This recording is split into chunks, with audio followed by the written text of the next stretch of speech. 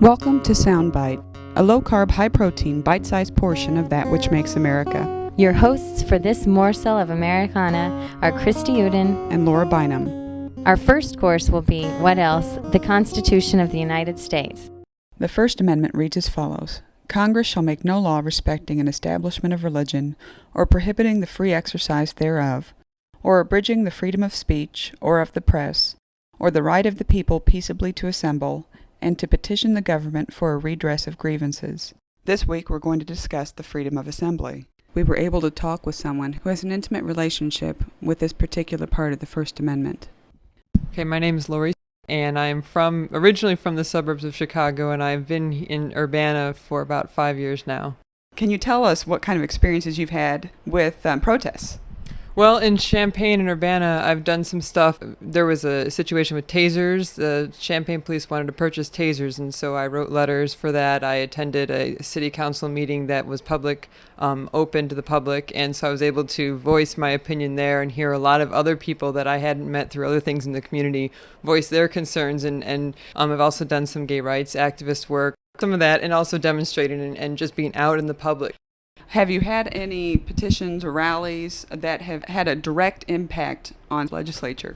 Well, the taser situation definitely has changed. The Champaign police wanted to purchase tasers, and they had to go through the Champaign City Council to do that. Word started getting out about that, and so people started writing letters. I think it was the Urban League organized a town meeting inviting police officers as well as anyone from the public to come in with comments or questions. And so that format created a visible, this is who we are as individuals, not just writing letters and having those letters go to whoever, maybe not the person you want to have read them. And what was interesting was to see the support of other people in the community. It wasn't just other activists that I've seen in other circles. It was community members who felt seriously threatened by the idea of having tasers being used in their community. What is controversial about tasers? Tasers are manufactured by one corporation, but they've pretty much monopolized the research that's being done on tasers. So they have determined that they are safe. However, there have been deaths related to tasers, not only in this country, but elsewhere. The taser does give you an electric shock. It stuns you. It makes you fall to the ground.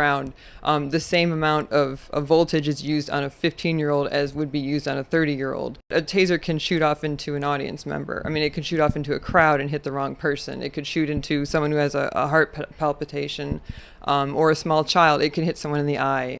So you in that case, you saw a direct effect from your petitioning and from your assembly.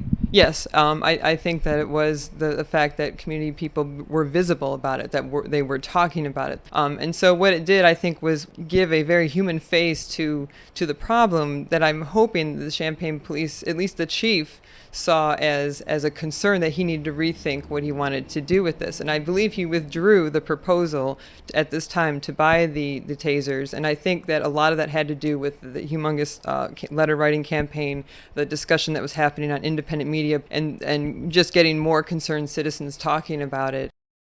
We again refer to the website firstamendmentcenter.org's eloquence to best illuminate the true power of the freedom of assembly. Associations in this country have powerful voices for enduring change. They have ended segregation, ensured fair working conditions, stopped and started wars, protected the environment, and sparked a host of other political, economic, and cultural transformations. Without the freedom to assemble, the right to associate, and the liberty to project speech through group activism, free expression would be a solitary and stifled guarantee indeed. Now we leave you with a little something to cleanse your palate.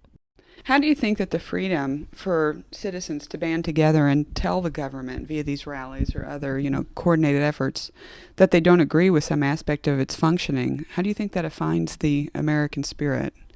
How do you think that that's an integral part of being an American citizen? It's helping to determine the direction this country goes. That's part of the responsibility and the cost of living in a democratic sort of society. It's part of making sure that the country continues to move in a progressive forward motion. SoundBite was written and produced by Christy and I and Laura Bynum. Music by Kevin Elliott.